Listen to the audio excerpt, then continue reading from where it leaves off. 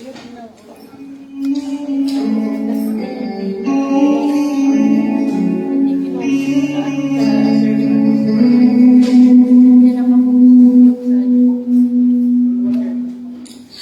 Jesus. Hallelujah. Sige po, minsan pa pumalakpak po tayo lahat para po sa ating Diyos na buhay. Hallelujah, Jesus. Magandang hapon po sa buhay ng bawat isa sa atin. Hallelujah, Jesus. We praise you, God. We praise you, Holy Spirit. Hallelujah. We welcome you in this place, God. Hallelujah, Jesus. Hallelujah. At Lord, sa oras na ito po, Panginoon, na sa aming pong pag-uumpisa po sa aming pong gawain. Hallelujah, Jesus. Ikaw lamang po, Panginoon, ang aming itinataas sa lugar na ito, pati po sa aming mga buhay po, Panginoon. Ikaw ang madakila. Hallelujah, Jesus. Pinupurit, sinasamba ka namin, Panginoon. Hallelujah, O God. Hallelujah, Jesus. Hallelujah.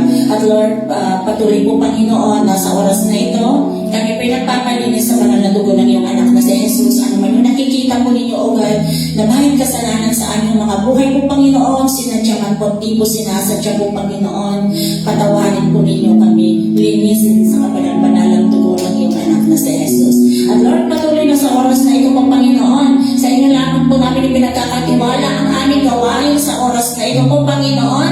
Hallelujah, walang anumang plano ng kaaway sa buhay ng bawat isa sa amin at maging po, Panginoon, sa mag-share po ugat ng iyong salita po, Panginoon. Pangunahan po ninyo siya po, Panginoon, at tanging salita mo lamang ugat ang kanyang masabi at hindi po ugat ang kanyang pong kahinaan ang pakita sa buhay ng bawat isa sa amin. At Lord, hallelujah, sa iyo po ugat ang mataas na papuri, pagsamba at pasasalamat sa pangalan ng iyong anak na si Jesus. Amen and amen. Hallelujah, Jesus. Hallelujah. Hallelujah. Itinataas po namin, O God, ang iyong dakilang pangalan. O Diyos na makapangyarihan sa lahat, ikaw ay karapat-dapat, Panginoon. Hallelujah, Jesus. Hallelujah. Sa papurit pagsamba po, Panginoon. Hallelujah. Ikaw lamang po, Panginoon, ang aming pararangalan. In the name of Jesus. Hallelujah, God.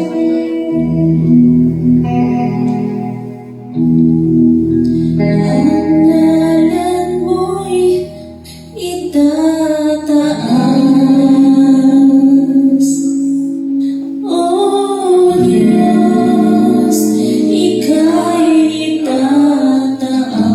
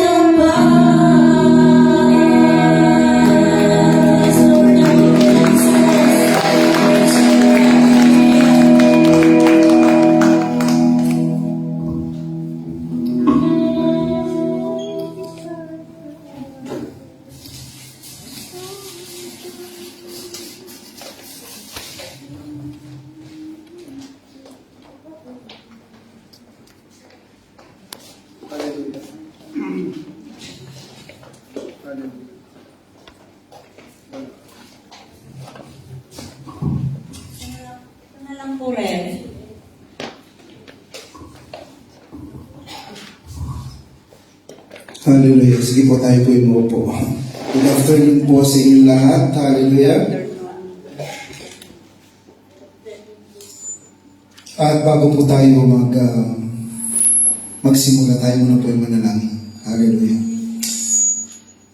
Father God, maraming salamat po sa oras nito. Patuloy namin kayong itinataas. Patuloy namin kayong pinapupurihan. Hayaan niyo po ang banal na Espiritu, O Lord God, at siyang mamuna sa aming buhay.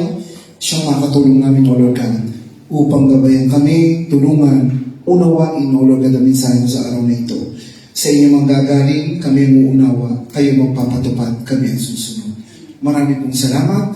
At even, O Lord God, sa lugar na ito, balutan mo naman na dugo ni Kristo, at walang anumang gawa't plano ng kaaway. Hindi namin hinahayaan. Ikinakast out namin ito. Maraming po salamat. In Jesus' name we pray.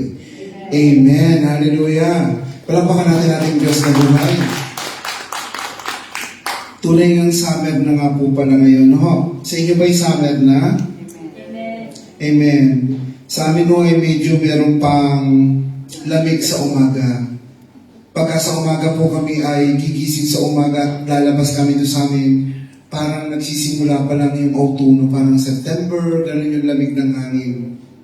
Pero pababa namin sa Milano, nagsisimula na talaga ang state. Painit na ng painit. Pero glory to God, yung init naman simula sa umaga hanggang tanghali hindi masyado.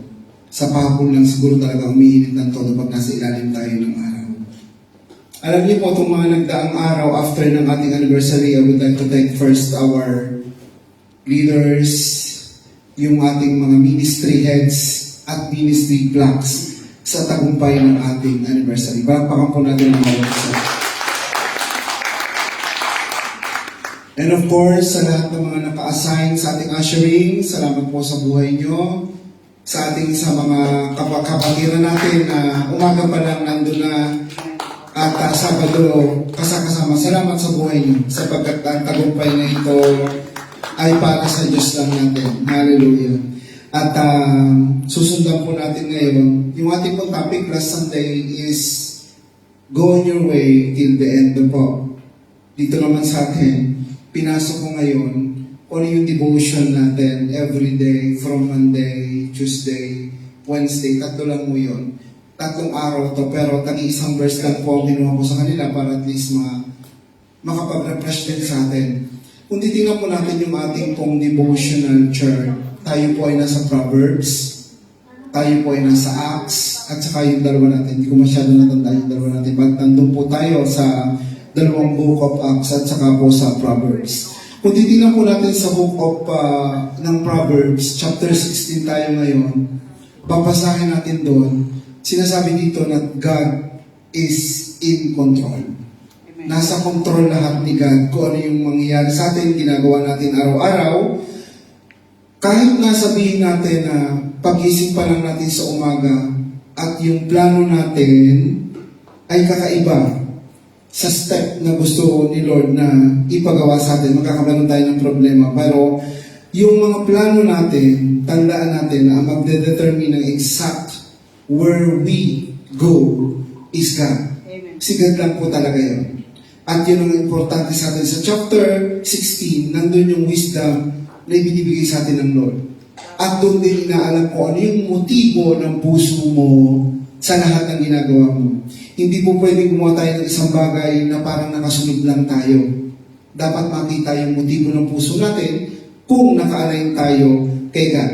It is also repair the divine purpose of God sa buhay natin. Bawat ginagawa natin, dapat naka-align doon po sa layunin, sa katuwiran ng Diyos para hindi tayo mawaglit. And of course, habang ginagamit tayo ng Diyos bilang tayo ay mga lingkod niya, nandito minsan na magtatalo talaga yung humility at saka yung pride. That is also explained in chapter 16 ng Proverbs, yung humility at saka yung pride. Kasi minsan hindi tayo nakakasunod gawa ng pride natin, hindi natin na-align yung buhay natin just because of our pride. Pero lagi yung tatandaan kahit na tayo nasasaktan, kahit na tayo parang pakiramdam na nagagamit, ang pagpapakumbaba ay napaka-importante po sa ating lahat. Amen? And of course, hindi lamang po yun, sapagkat ang pride ay isang ikinababagsak ng isang lingkod ng Diyos, which already happened sa buhay ni King Solomon. Proverbs is written by King Solomon. Laging tatandaan yun. Kasi yun yung nasa Proverbs na hiniling ni Solomon that time. Wala pa tayo sa topic ko, in-explain ko pa lang yung pinagkukunan ko ng verse para maintindihan natin na doon tayo kukuha sa chapter 16. Si King Solomon kasi nung time na yun na sinabi ng Diyos na gagamitin siya, naka-align siya kay God, anong gusto mo? Wealth, di mo ba? Kayamanan, immaterial, or everything. Hiningi niya yung wisdom na yun yung naging daan. And ang Diyos talagang napakabuti. Not only wisdom binigay sa kanya, para magamit yung wisdom niya, binigay din sa kanya ang kayamanan, hindi lamang ang katalinuhan. Amen po. Kaya paghingi natin kay God yung wisdom, may kasunod pala yun na tayo ay bibigyan din ng kayamanan ng Lord. And of course, sa isang leader during that time ni King Solomon, napaka-importante sa isang leader yung power of speech as a leader. Kasi yun yung kung paano ka magsasalita, paninindigan mo yung sinasalita mo, and kung paano mo tatayuan bilang isang leader that time sa buhay ni Solomon. Kaya dumating sa punto niya na siya yung pinaka-kilalang hari noon, pinakamayaman, pinakamatalino, na siya yung sinusundan at sumusunod sa kanya yung mga kapwa-hari na napapalibutan niya. Okay, we're going to our topic for today. Ang topic po natin last Monday, May 8, after ng ating anniversary, galing po sa Proverbs 16:8. Tagalog po ito. Dahil sa pagkain ng tao'y nagsisikap upang ang gutom ay bigyan ng lunas. Siguro po, marami sa mga tao na nakikita natin ngayon o nangyayari sa mundong ito, na trabaho ng trabaho para lang sa 3 beses makakain na maghapon. Am I right? Di po ba? Kailangan mapunuan nila yung isang buong trabaho nila because of the payments, bill, or everything na kailangan nilang masuportahan yung buhay nila. Kailangan nilang kumain, kailangan nilang may kakainin, especially yung maraming anak, di po ba? Kailangan magtrabaho talaga kasi kailangan pakainin yung mga anak nila ng 3 beses. Meron 2 uri tayo sa Christian na dapat nating unawain. Ang ating physical at ang ating spiritual. Kung nagke-crave tayo, nakainin natin ngayong hapon ay Shanghai at siomai. How about our spiritual? Di ba? Di ba natin nararamdaman na nagke-crave din ang ating spiritual about the Word of God? Kasi pag sinabi natin nagke-crave ng Word of God, parapakan natin ang Lord na mas malakas ha? Malakas ang malakas. Okay. Kasi yung ating physical at ang ating spiritual, pareho yan nangangailangan. Hindi lamang yung pangangailangan ng ating physical na nakakabusog sa atin, na kinikrave natin, how about our physical na talaga hungkag na ako? Sino parang pag wala akong prayer sa magsandinggo, parang wala akong Word of God, nawiwili na lang akong makinig ng nasa YouTube or mapakinggan ko, parang sapat na, pero hindi mo maibalik yung dati na kumbaga parang nakakapag-pray ka na parang prayer in tongues na tinatawag natin, pray ka na pray, walang tigil ang pray mo. Parang hindi mo na ibalik yung mga bagay na yun. Yun yung pinapakita na parang uhaw na tayo. Nagkikrave na yung spirit natin in praying. Kulang na tayo ng pakikinig ng salita ng Diyos. Minsan i-evaluate din natin yung sarili natin. Alin ba mas mahalaga sa'yo? Busugin mo yung physical mo o mabusog din yung spiritual mo? Paano ba natin binabalanse yung physical at spiritual? Saan pa pupunta ang physical mo? Saan pa papunta ang espiritu natin? Di po ba? Pag tayo namatay, tandaan nyo, 2 pupuntahan. Ang ating physical mabubulog, babalik sa alabok. Pero itong ating espiritu na tayo kaluluwa, I'm speaking about our soul, ito yung kukunin ng Lord na dapat natin paghandaan na may pupuntahan.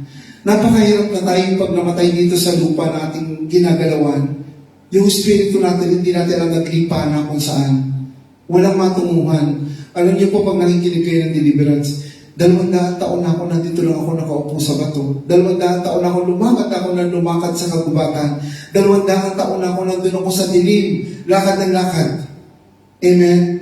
Alam niyo po, itong oras na to, 3:00, no? Sabihin mo sa sarili mo, ganito sabihin mo sa sarili mo, oy, Sabihin niyo, oy, gising. Nakakantok talaga to. Alam niyo po ba, kanina pala nagkukwentuhan kami doon sa sabi nga, pag ako nakakatatlo ng hikab, tinan mo, nakakatatlo na akong hikab talaga kanina.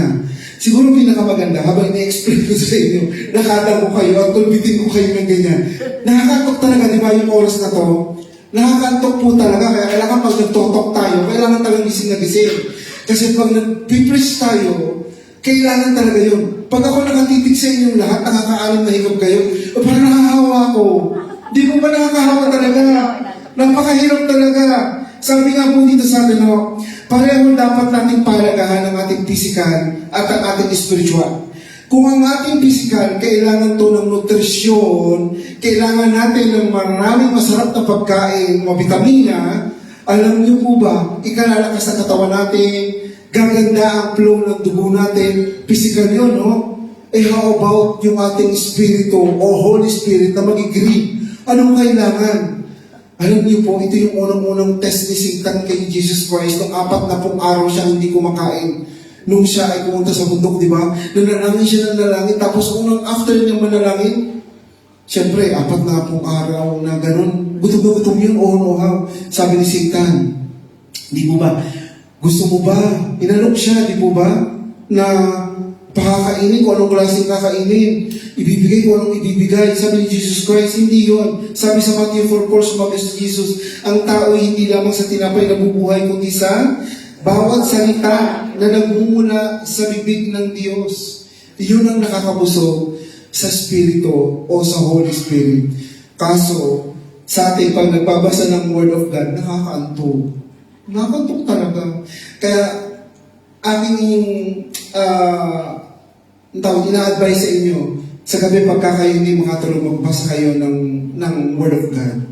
Hindi ako makatulog kagabi. Napanood ko ng lahat ang K-drama. Napanood ko ng lahat ang ikot ng ganito. Bakit? Subukan mong buksan ang chapter 16 ng Proverbs. Hindi mo ba natatapos siya sa mo? Hindi mo ba? Kahit pagkasatin dito, buksan niyo ang apps niyo sa cellphone niyo. Tititigaw mo palang duling ng paningin mo Kapag tinawag ka ng pastor, pakibasa nga. Hindi ko maaninaw, dalawa na nga ang salamin mo, di mo pa maaninaw. Yan ang kalaban. Even sa deliverance, alam niyo po ba, ang pangontra ng espiritu ng diabolo ay ang dinideliverance mo patutulugin. Amen. Nakakatulog. Sa mga gising. Gigisingin niyo yung demonyo kasi ayaw niyang marinig ang salita ng Diyos. Siya ay naluluto. Siya ay sasabog. Kaya napaka-importante po sa atin. Busog na ang katawan natin physical. Pakainin din natin ang spiritual upang ang kaluluwa natin may kahihinatnan. Kasi kung walang kahihinatnan ang kaluluwa natin, walang mangyari dito. Sa second day po ng May 9, ang kinuha ko dito galing sa gawa or Acts 7:3, sabi po dito, sinabi ng Diyos, iwanan mo ang iyong lupain at kamag-anakan at pumunta ka sa lupain itinuturo ko sa iyo. Literally, kung titingnan natin to sa Kristiyano po, halimbawa tayo nasa bahay, alam mo may tawag sa iyo, pumunta ka sa church, pumunta ka dito, kung ayaw ng mga kasama mo sa bahay, mga asawa mo, mga anak mo, mga kapatid mo, iwanan mo. Kasi tayo yung makikinig Itong chance natin to hear the Word of God belongs to us. Hindi para sa lahat to. Pero ikaw na makakarinig, sa iyo to, pumunta ka. Para sa iyo to. Hindi mo kailangan na, ayoko tayo sumama nito. Ayoko kasi hindi. Kung ano mo, ako tatay ako, tayo aalis ng alas 8 kung ayaw mo, susunod ka baga. Ako'y gayon. Sasama ka baga. Ay ngayon, parang natuto na magbiyahe, malit siya, bahala siya. Yung aking idea at yung aking prinsipyo, hindi baguhin ng kung pwedeng gusto niya. Di mo ba? Sa kanya pala yun, no? Hindi, meron po talaga. Kasi kami, sa bahay namin, tatatlo kayo, layo na namin, magkakasama kami. Si Mac may oras ng kanya. Siya hindi po pwede, kailangan siyang pumitin sa akin kasi hindi pa niya alam ang biyahe. Kailangan nakasunod sa akin. Ngayon, natututo na. Nakabit pa rin naman, Kaya lang pagka yung madami kaming gawain sa bahay, nalilate talaga. Magsasalang mo ng 2 beses na labahin, ganyan, ganito. Hindi ko alam kung dahilan yun. Pero pagdating ko naman, laban naman din. Kaya walang magiging problema doon. Kaya sabi dito, ang tanong sa atin, tinawag ka ba talaga ng Lord? Kasi kung hindi ka talaga tinawag ng Lord at nakikisama ka lang, kumbaga nayaya ka lang, no? Ang panini, habang hawak mo dito, dumaan si kumari, kailangan ko sa ako, hiyang-hiya. Hindi ko naman matanggihan ang pagkakatawag ng Diyos sa atin, tandaan niyo yan, maririnig mo yan. Mararamdaman mo yan. Kasi, di mo na kailangan mag-alarm. Mag-iisip ka na talaga ng maaga. Kasi ngayon ay linggo, kailangan kong pumunta at magsimba. Amen? Sabi niyo sa katabi, Amen. Kapag tayo sumusunod sa Diyos, una, huwag tayong mag-aalala sa mga bagay na kailangan natin. Kasi noong pinapunta ng Lord, kung saan ka man, sinabi ni Jesus Christ, huwag kang magdadala ng kahit na ano. Kaya papunta niyo sa church dito, may dagat naman kayong pagkain, kain lang. Hindi natin kailangan magdala sapagkat nagluto na si Brother Richard. Amen? Yung kailangan lang, yung attendance natin. Huwag tayong mangamba sa lugar na pupuntahan natin sapagkat nandito ka lang tayo, yung papupunta mo, nagmanda na ang Diyos kung ano mangyayari doon. Not only the food, yung protection natin, yung dagat na natin doon, nandun na yun. At lagi natin tatandaan kapag ang Diyos ang nag-utos sa atin, lahat ipuprovide niya. Wala tayong kailangan pang problemahin. Nagkakaproblema tayo kapag yung desisyon natin ay mita-mita. Amen? Pagka mita-mita ang desisyon natin na parang 50% lang, doon tayo mahihirapan. Kailangan 100% I am a servant of God. The only thing that I'm going to do is to follow God. Amen? Gabri? Amen. Palampakan si Gabri kasi maaga siya kanina. Number 1 attendance si Gabri kanina. Alas 10 pa lang nandito na. Okay, last tayo. May 10, Proverbs 16:32 tayo. Ang sabi dito, higit na mabuti ang pagtitiyaga kaysa sa kapangyarihan at ang pagsupil sa sarili kaysa sa pagsakop sa bayan. Ito po ay sinasabi doon kay King Solomon that time. Kung ikaw ay makapangyarihan, pwede kasing right away. Turo mo lang, imanda mo lang, no po, pwede na. Pero mas mabuti pala yung taong matyaga, magantay, matyaga tayong gumawa ng mga bagay para sa Panginoon. Sila yung mga taong mas tinitingnan ng Diyos kesa sa mga naguutos. Merong pastor na tinawag, ang kapangyarihan ginagamit. Tayo ngayon pagdating doon, kayo turo na lang turo, hindi managawa, ay hindi magsasawa. Ang titingnan ng Lord dito, yung inutusan ng pastor na siyang gumagawa, siya nagtsatsaga, siya may ginagawa, at yung pastor nakatunganga, nakaupo. Hindi ho ganun yung ang forma ng gusto ng Lord o plano niya. Kaya ang Lord tumatawag ng mga servant o lingkod niya. Siya ang gagawa para makita ng mga nasa palibot niya na susundan kung ano ang kanyang ginawa. Hindi po yung mag-uutos siya sa kanyang ginagawa. Kaya napakabuti po ng tao matatyaga kaysa po sa makapangyarihan. Sa gobyerno natin, kapangyarihan talaga nangunguna ngayon. No? Huwag na natin pag-usapan yun kasi una, mayroon, hindi mo alam kung sino titingnan natin, the Senate of the President o the Senate of Malacanang. Dalawa di ba? Hindi natin alam kung sino mamumuno. Pero pinakamaganda dito, if God has His laws, the government has also His laws. Kung sino ano yung government law? Kung sino yung sumusunod sa batas at hindi sila tumatawi mas sa batas, sila yung dapat sundin. Kasi batas yun eh. The Supreme Court, yun dapat talaga ang sundin. Kasi yung batas ng Pilipinas, hindi batas ng makapangyarihan. Wala po tayong dapat kilingan kung ito ay makaganto, makakaganya, kulay ganito, kulay yan. Ang tingnan natin, kung ano yung batas na pinaiiral, dapat sumunod po sila. At ang last po nito, yung self-control po natin, dapat po natin i-practice yung kakayanan natin supilin ng ating sarili sapagkat una natin nakakaaway ang sarili natin. Ang sarili mo kasi natin, hindi masunurin. Amen? Kaya nakakalaban po ng ating sarili, yung sarili natin. Na binibigyan natin ng justification kung ano yung iniisip natin at gusto natin. Parang sa atin merong ang tawag dito, meron siyang dahilan na intindihin mo yung katwiran mo. Am I right?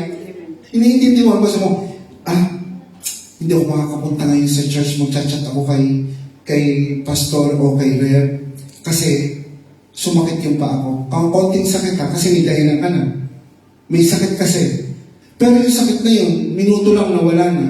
Pero pinanindigan mo na sumakit yung paa mo kaya di ka nakapunta, o sumakit yung ulo mo, o nilagnat ka. Nilagnat, okay yun. Pero ang Christian, lalo yung tatanda sa isip nyo, pag Linggo, pagmulat ng mata nyo at hindi kayo naka-align kay God at walang prayer kaagad, sasakit ang ulo, lalagnatin, uubo-ubuhin, manghihina ang katawan. Kaya ang hagip sa cellphone, good morning, Rev.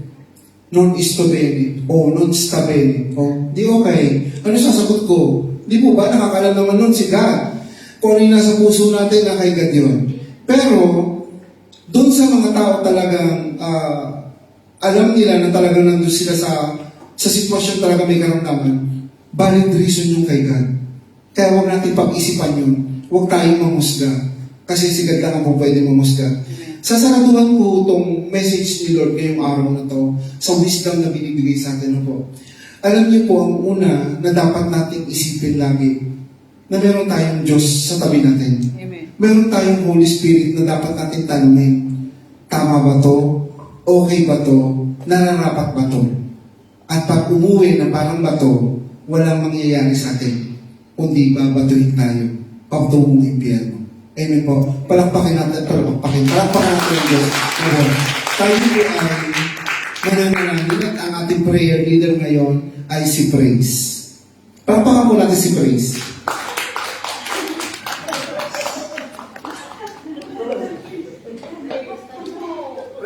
Praise, halika dito. Sige, Toy, magpa-music ka na lang dyan at magpe-pray tayo. Ako na rin po, kasi sabi ni Praise, isang linggo na lang. No, Praise.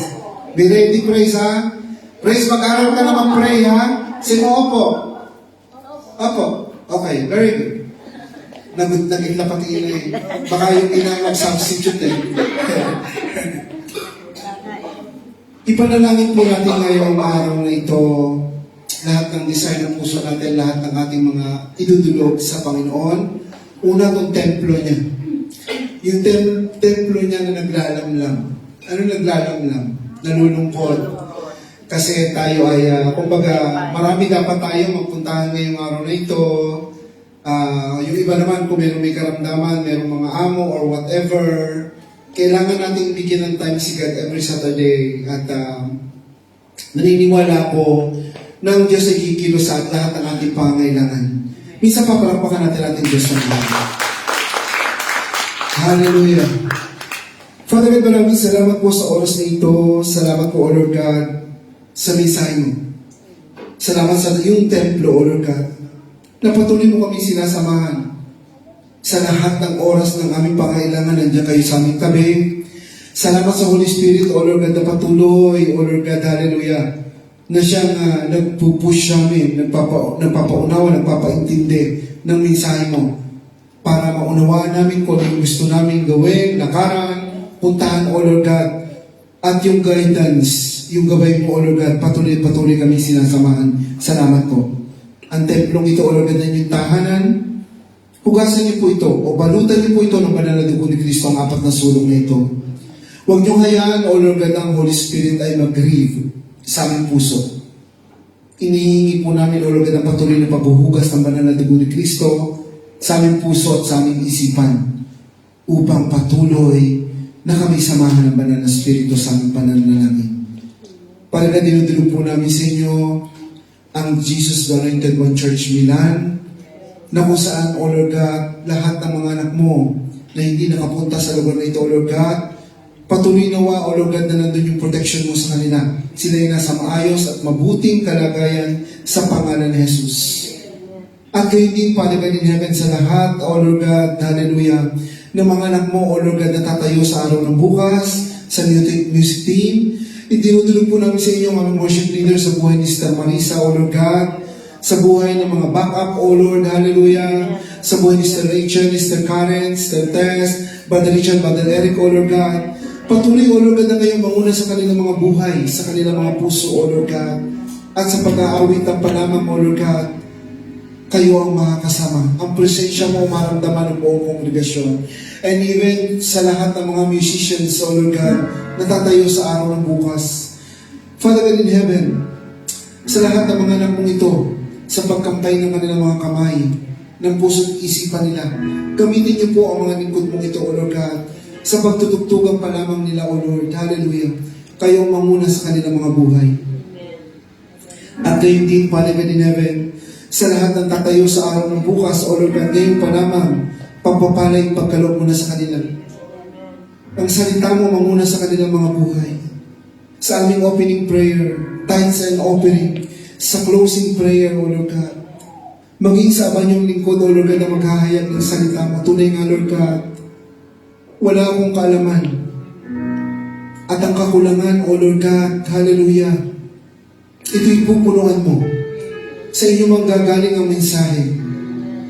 And kung may revelation pa kayo, O Lord God, ngayong gabi, pagkaloob nyo, maging sa araw ng bukas, samahan ako ng banal na Espiritu na siyang mangusap sa kanya lahat at sa inyo manggagaling ang mensahe para sa araw ng bukas, O Lord God. At sa oras ng aming service, O Lord God, lahat ay makakaranas, O Lord God, ng presensya mo. Makakaranas, makakaramdam, O Lord God. Maging ang banal na Espiritu o mangunguna, O Lord God, sa oras ng service namin sa araw ng bukas. Maging sa praise and worship team, O Lord God, pag-aawitan pa lamang nila, O Lord God. Let your faithful angels, O Lord God, guide them. Let the angelic voice, O Lord God, be upon them. Na sa pag-aawitan pa lamang nila, O Lord God, mamiminister ng buong congregation. At marami, O Lord God, na makakarinig ng kantahan, na makakasabay, O Lord God, sa pananalangin. At gayon din, O Lord God, sa mensahe mo sa araw ng bukas, Father God, hallelujah. Naniniwala kami, O Lord God, anumang gawa at plano ng kaaway sa templo mo, winawasak namin ngayon. Pinaplano pa lang nila, O Lord God, winawasak na namin sa pangalan ni Jesus. Bagos ang mensahe mo sa araw ng bukas ay maranasan namin sa oras ng service, O Lord God. Na nandun sa puso't isipan namin yung we urge, O Lord God, to listen, to understand your word. Hallelujah, Father God in heaven. At maging, O Lord God, sa natapos naming anniversary, salamat po sa pagsama niyo sa amin, O Lord God, sa praise and worship team, sa tambourines, sa tambouriners, O Lord God, dancers, Father God, kids, youth. Hallelujah, salamat sa buhay nila, musician. Salamat, O Lord God, sa pagsama mo sa kanila, O Lord God.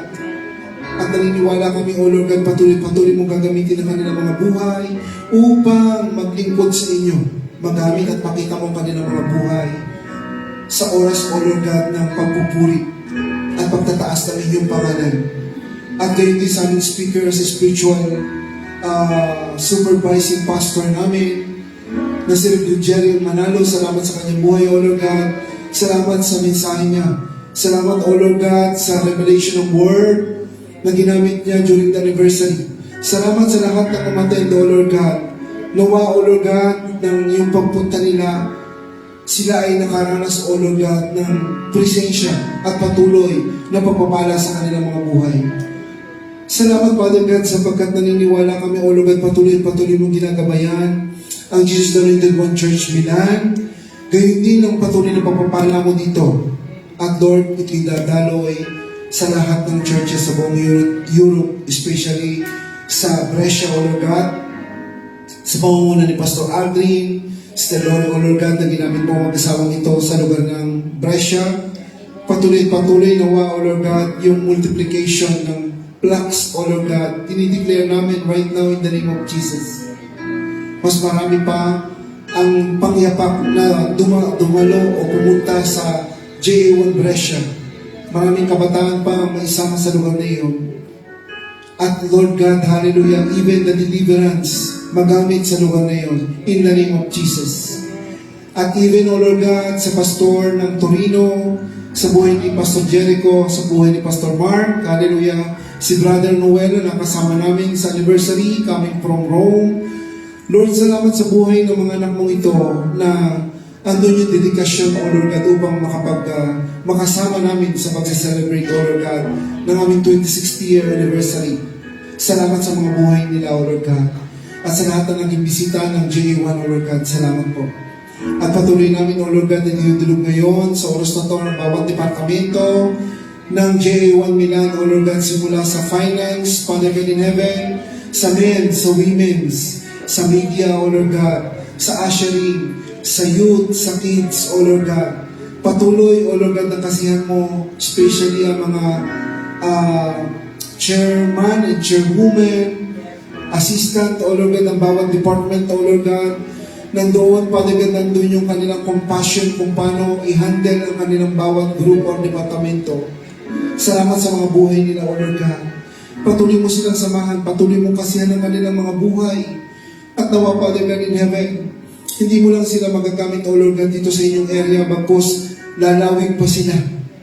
Mas marami pa ang kaluluwa na madadala sa lugar na ito. Marami yung makakakilala, Father God. Hallelujah. In the name of Jesus. At patuloy din namin dinudulog sa oras na ito lahat ng may karamdaman, mga kapatid. Let us declare sa ating mga labi, O Lord God, lahat ng may karamdaman, Father God, hallelujah. Sa lahat ng may sakit, O Lord God, may cancer na to, breast cancer, sa colon cancer, O Lord God, meron man silang ulcer, meron man silang nararamdaman, Father God in heaven, sa oras na ito, lahat ng mga anak mong iyon, idinudulog namin, O Lord God, iunan mong yung makapangyarihang kamay, hallelujah. At Father God, patuloy mo silang tunghayan. Tingnan mo po, O Lord God, ang kanilang katayuan. At sa pagtanggap nila, O Lord God, at pagpapatawad mo sa kanila, at paghingi nila ng kapatawaran sa kanila, O Lord God, marireceive nila ang kagalingan. At gayon din, Father God in heaven, sa oras na ito, mga kapatid, sa lahat ng mga nakasama namin sa pananalangin na mayroong karamdaman, tipuhin natin yung parte ng katawan natin na meron tayong nararamdaman. At i-declare natin right now in the name of Jesus, sa pagdaloy ng banal na dugo ni Kristo, kinakast out natin anuman ang pinagmumulan, yung pinaka-origin ng karamdaman natin, internal or external organ. Sa pamamagitan ng banal na dugo ni Kristo na nananalaytay sa buo nating katawan sa oras na ito, marireceive natin ang kagalingan sa pangalan ni Jesus. Patuloy natin itaas ang ating Diyos sa ating kalagitnaan. Patuloy natin siyang papurihan. Patuloy natin siyang paniwalaan, panampalatayanan, sapagkat ang buhay natin sa mundong ito, hallelujah, ay pinaghaharian na ng kaway. Subalit tayo, sa puso natin nananahan ang Panginoong Jesucristo, ang Diyos Ama sa langit, ang Holy Spirit, na siyang nasa ating puso sa oras na ito. Siyang katulong natin upang mapagtagumpayan ang buhay natin sa mundo ito. Palagat maraming salamat po sa araw na ito. Pinapaubaya pa namin sa inyo ano pang gagawin namin sa mga natitirang oras namin sa lugar mo. Gayon din sa araw ng bukas, O Lord God, kayo manguna. Sa lahat ng mga anak mo na pupunta sa church tomorrow, O Lord God, ngayon pa lamang walang valid reason para hindi sila makapunta. Sapagkat sila, O Lord God, dadalhin mo mga panyapak sa lugar na ito. Pupunuin mo lahat, O Lord God, na nasa upuan ito. At lahat na makakarinig, O Lord God, sa araw ng bukas, uuwi na nandun ang tunay at lubos na kagalakan galing sa Diyos. Father God, maraming salamat po. Lahat po ng aming prayers and declaration right now are sealed with the precious blood, and we give you the highest praise, thanksgiving and honor. In Jesus' name we pray. Amen. Kapag po tayo sa pabibigay, dadalhin po ni Gabriel.